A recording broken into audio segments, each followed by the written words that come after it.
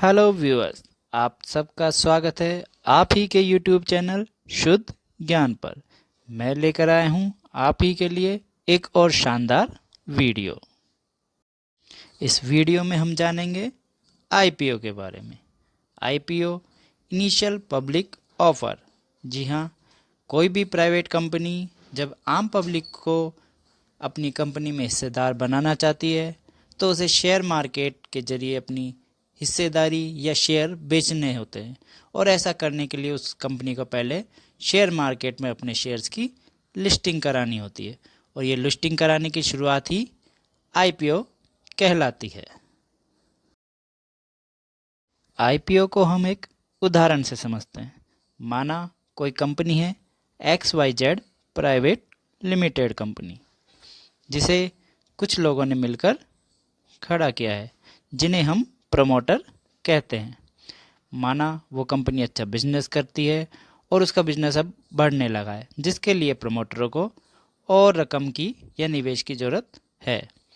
तो वह सबसे पहले उस प्राइवेट लिमिटेड कंपनी को लिमिटेड कंपनी बनाएंगे, और जब उस कंपनी को लिमिटेड कर दिया जाएगा तो उसका फिर वैल्यूएशन किया जाएगा, और इस वैल्यूएशन के आधार पर उस कंपनी की मार्केट वैल्यू तैयार होती है, और इसके आधार पर ही वह आईपीओ में अपने शेयर की लिस्टिंग कराती है।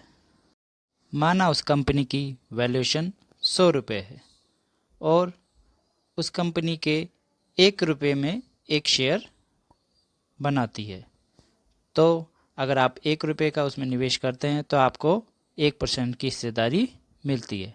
लेकिन कंपनी 1 रुपये का हिस्सा 1 रुपये में बेचेगी तो उसे फ़ायदा नहीं होगा, क्योंकि ये 1 रुपया उस कंपनी के शेयर की फेस वैल्यू है। इसलिए कंपनी उस 1 रुपये के शेयर को 1 रुपये में ना बेचकर माना 10 रुपये में बेचती है, तो कंपनी को पर शेयर 9 रुपये का अतिरिक्त निवेश मिलता है, जिसे उस पर कोई ब्याज नहीं देना। तो इस तरह वह अपने शेयर की लिस्टिंग करती है। शेयर की लिस्टिंग करते समय मार्केट को और वैल्यूएशन को देखा जाता है। कंपनी का प्रमुख उद्देश्य निवेशकों से निवेश लेना ही है। अब यह शेयर निवेशक 10 रुपये में खरीदेंगे। यहाँ 10 रुपये शेयर की कीमत है। जो भी व्यक्ति 10 रुपये का यह शेयर खरीदेगा उसका 9 रुपया इस कंपनी में निवेशित हुआ है। अब 1 साल के बाद कंपनी को जो भी मुनाफा होता है उसमें से कंपनी निवेशक को कुछ मुनाफा भी देती है, जिसे डिविडेंड कहा जाता है। किसी भी आईपीओ में निवेश करने पर आपको फ़ायदा ही हो यह ज़रूरी नहीं है। हो सकता है कि आप जिस कंपनी के आईपीओ में पैसा लगा रहे हैं वह उससे कम रेट पर भी लिस्ट हो सकता है। इसे हम एक उदाहरण से भी समझ सकते हैं।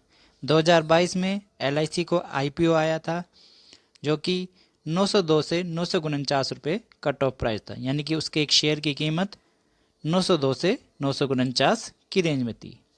यहाँ पर आपको 15 शेयर मिनिमम क्वांटिटी अलॉट हो रही थी एक लॉट में, जिसकी डेट थी 4 मई से 9 मई तक।